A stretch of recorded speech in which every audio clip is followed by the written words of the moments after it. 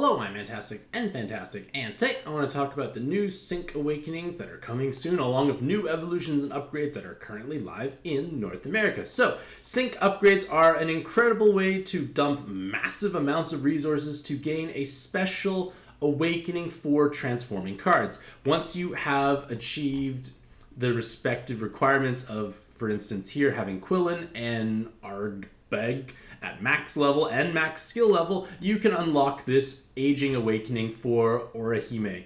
So it is incredibly costly like all their Sync Awakenings, but just remember, these cards are not consumed in the Sync Awakening process. So that means it's possible some are used across multiple different cards, most notably in the current Slime collab. You can utilize the one of the drops from the dungeons to Sync Awakening many different cards. But point of the matter is, Orihime has received a buff. She can deal strong amounts of damage with, especially with a 3x3 or a cross actually, and matching 3 colors, or even a T. They've got a lot of interesting matching patterns. Stats have been boosted. Their active skill is a 3-turn cooldown, so 3 of them can make a system where you have the ability to match 3 colors and hearts, attack buffing, damage capping for leader and helper. I guess that's kind of cool. Leader skills upgraded, okay. For Hikoboshi, similar idea, has the Aging Awakening, needs Quillen again, so there's the double up where you want to get Quillen, you get them on both cards, and they're buffed to have a bunch of 3 attributes. The cross, basically the same awakenings in all honesty. Active skill is slightly different in terms of what they do. They give a 50% heal for a single turn, so that's why they don't make hard orbs, so good chance you hopefully can match this tricolor and deal enough damage and then be okay. You get only damage cap for this ally and all subs, so technically with both of them you could damage cap your leaders or your subs depending on whose active skill you use. They can, like I said, make a system which in turn might be able to do stuff. I don't know quite how much content they can clear, but at the same time, it's just nice to have options for yourself. And then if we look at new evolutions and upgrades, these are going to be hitting the various 7-star transforming Godfest exclusives. For Yurisha, she has no effective skill boost upon transforming and just no skill boost either, so it is going to be a bit of a drawback to bring her on any given team because she's not helping anyone else transform, but you can get a Levitation Awakening, so she can deal meaningful amounts of damage in Super Gravity. And when you take a look at these awakenings, that's 6 VDP or 3x3 box awakenings, 2 Ls if you want to put your assist back, and 3 seconds of orb movement time. So this is a wonderful spread of offensive awakenings when you take into account this levitation. So she will be dealing meaningful damage, and then you look at her attributes, she's dark, dark, and fire.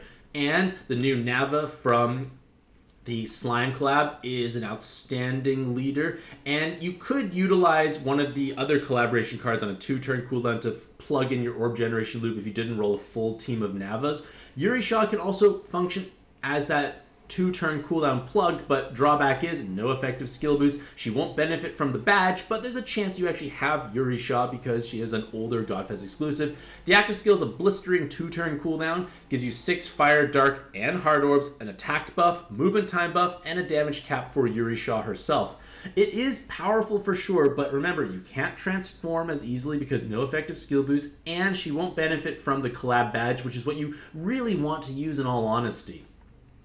Albrecht receives levitation as well. Once green, or if green ever gets a nice cool 3x3 leader, maybe Albrecht could make some appearances because it is a 2-turn cooldown that does make at least 6 wood orbs. It's not the best because there's no hard orbs made, but you get an attack buff, you get a movement time buff, and you get a damage cap increase. So it is a powerful myriad of different effects, but his low base attack and the fact that you don't make hearts or heal orbs or have auto healing just makes it a little awkward to use, I feel.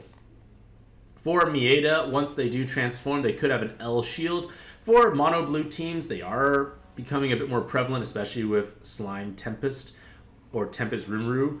And they can have offensive might. They get that L shield for a bit of damage reduction. A 2-turn cooldown, which is technically not really needed for those teams. If you have the badge card Rimuru and Veldora, the dragon with the slime on the side. If you have 2 of those, you solve your orb generation loop with Rimuru Tempest. So it's like, Mieda's cool and all, but I don't feel like I know where I could truly utilize him. It's only a 2-turn cooldown, which is definitely an improvement, I believe, because it was 3, I think, at some point. Could be wrong, but it's an attack buff, it's a movement time buff, and a damage cap increase for themselves, but it doesn't change...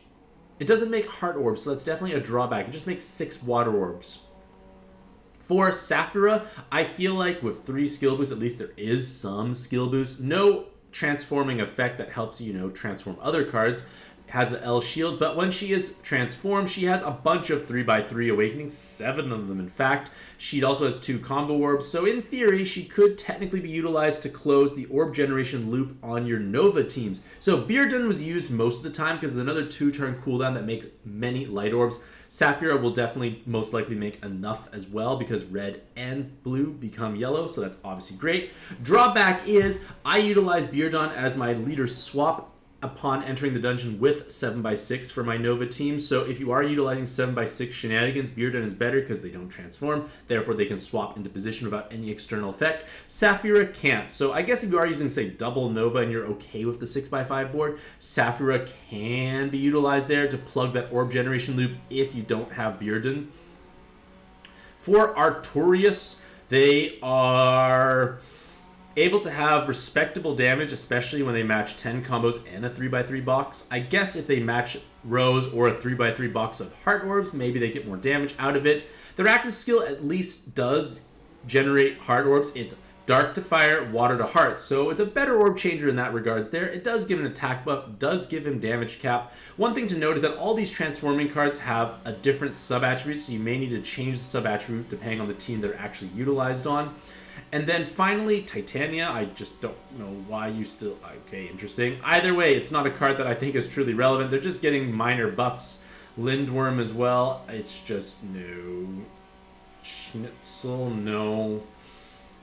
Daewon, I just use his weapon assist for the triple enhanced killer awakenings. Quillen got buffed.